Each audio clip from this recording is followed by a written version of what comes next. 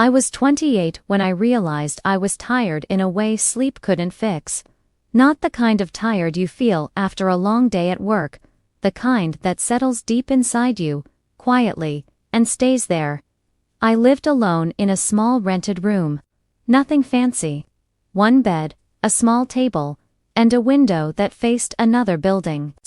Every morning, I woke up to the sound of someone else's life happening, people rushing to work, cars honking, laughter drifting up from the street, while mine felt stuck on pause. I worked as a delivery driver. Long hours, low pay, no real future plan. People used to ask me, "So what do you want to do in life?" And I'd laugh and say, "I'm figuring it out." The truth was, I had no idea. My father passed away 3 years ago. He was the kind of man who didn't talk much, but when he did, people listened. He used to tell me, "Just don't give up on yourself, even if the world does." After he died, my family slowly drifted apart. Everyone had their own problems. Calls became rare. Visits stopped. I didn't blame them. I just felt forgotten. One night, after finishing my last delivery, I sat in my car and didn't turn the engine off. I just sat there, staring at the steering wheel, feeling completely empty. That's when my phone buzzed. It was my mother. She hadn't called me in weeks. She didn't say much, just asked, "Did you eat?" I don't know why, but that question broke me. I said, "Yes, Amy," even though I hadn't. After the call, I drove home slowly. That night, I couldn't sleep. I kept thinking about how life wasn't turning out the way I imagined, about how everyone else seemed to be moving forward while I was stuck in the same place. The next morning, I did something small, something I hadn't done in years.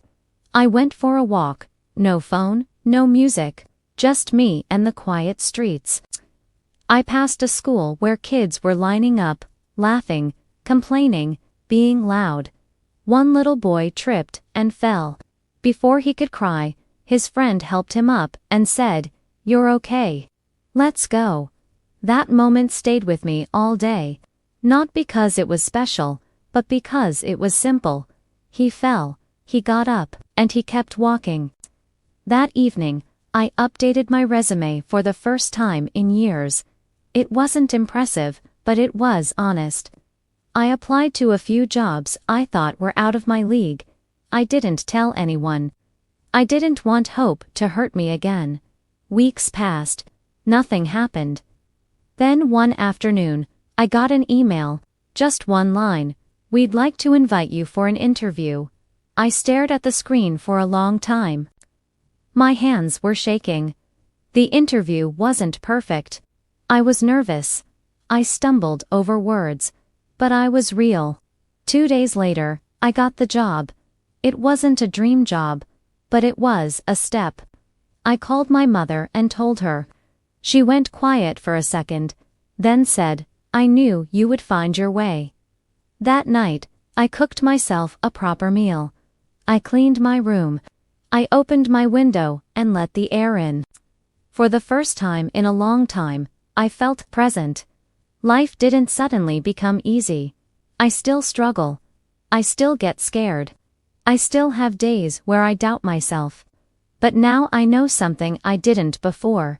Feeling lost doesn't mean you're failing. It just means you're still searching.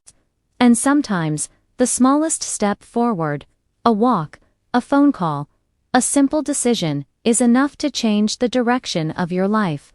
I'm not where I want to be yet. But I'm no longer standing still. And that is enough for today. If this story touched your heart, don't forget to like, share, and subscribe for more stories like this.